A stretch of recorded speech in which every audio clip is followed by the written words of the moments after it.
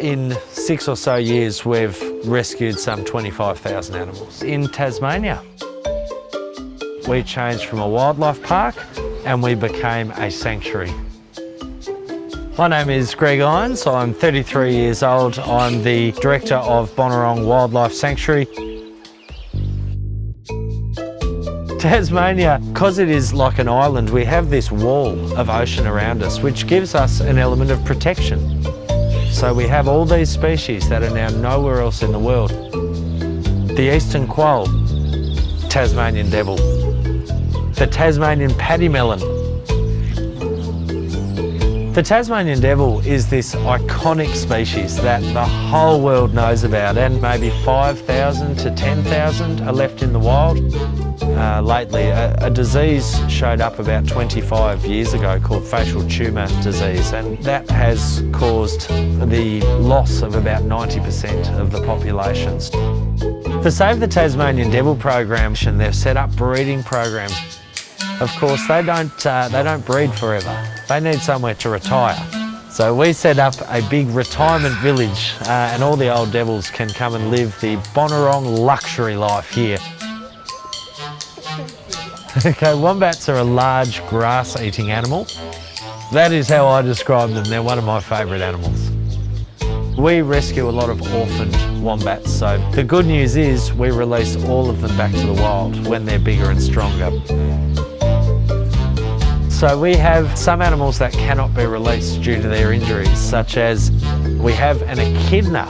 This poor fellow is missing a leg.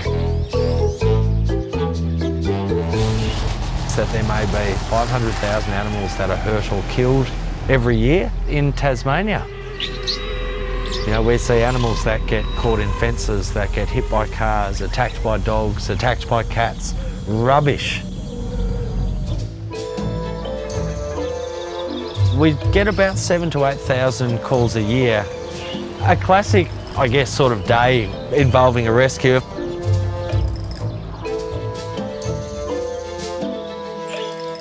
A bird called a tawny frogmouth, a baby that has lost its parents in the wind and is sitting on a low tree near where the dogs.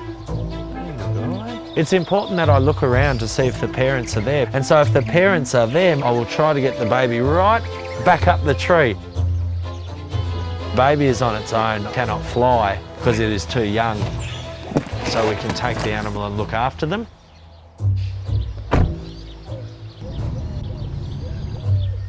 This young lady had found this wallaby after the mum had been hit by a car.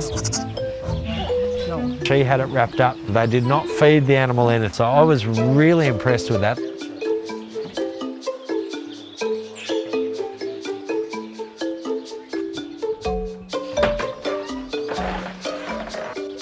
We must get some food and some water into this animal.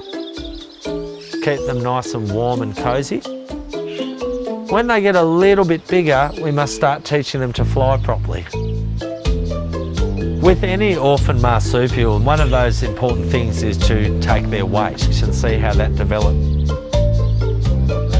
That animal might be in care for maybe another 9 months before it's ready to go back to the wilds. Bonorong was a place my family came very regularly when I was young. I got a job here when I was 19 and took it over when I was 25.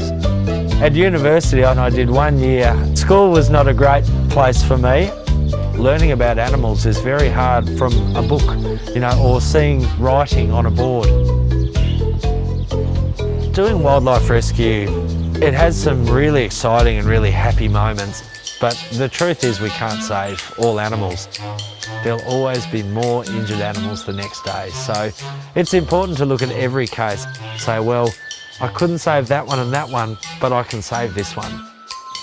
We are funded by our guests that come through and visit our beautiful wildlife, and then soon when more guests come through, it makes life a bit easier. At Bonorong, we have around 100,000 visitors come to see us every year. But we always need more so we can do more work.